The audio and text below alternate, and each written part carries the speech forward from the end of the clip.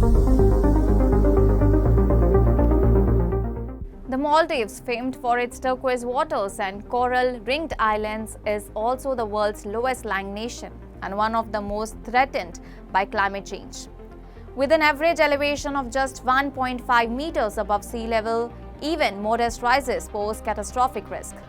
Scientists warn that by mid-century, most of its islands could become uninhabitable, raising urgent questions about survival, sovereignty, and identity. If the land disappears, can the Maldives continue to exist as a nation or only as a memory? A nation at the water's edge. The Maldives is the lowest-lying nation on Earth with an average elevation of just 1.5 meter above sea level, and its highest natural point barely touching 2.4 meter. The unique geography, while marking the country a tourist paradise, places it directly on the front line of the climate crisis. The Intergovernmental Panel on Climate Change projects global sea levels could rise by up to 1 meter by the end of the century.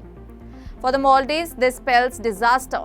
Studies suggest nearly 80% of its land may become uninhabitable by 2050.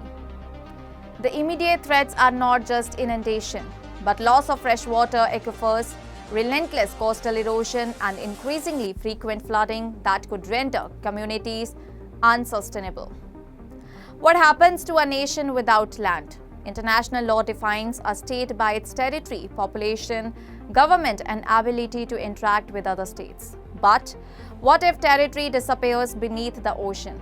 Legal scholars argue that statehood is not purely physical, it is a legal construct. In theory, the Maldives can continue to exist as a deterritorialized state if government and people remain intact. The challenge, however, lies in sovereignty and maritime rights. If islands vanish, so do their baselines, threatening exclusive economic zones and access to marine resources. Some Pacific nations have already called on the UN to protect the sovereignty of sinking states. For the Maldives, this debate is no longer hypothetical but a looming reality. How the Maldives is fighting back.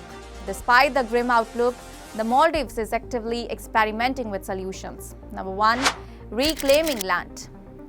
Hul Humane, an artificial island built higher than natural atolls, now houses thousands and serves as a city of hope. Number 2. Floating cities.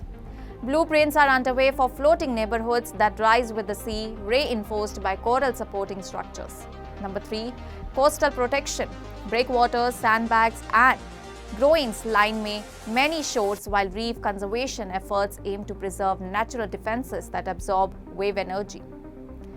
Water resilience. With freshwater sources under threat from saltwater intrusion, conservation and desalination projects are being expanded. All such measures are ambitious but expensive.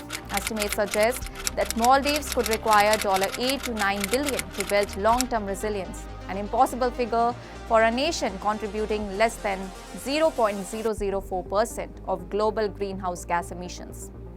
The global stakes: if the Maldives sinks, it won't only lose homes and beaches, it risks erasing an entire culture and national identity. Thousands of Maldivians could become climate refugees forced to migrate while trying to preserve their heritage. The crisis also underscores global inequity.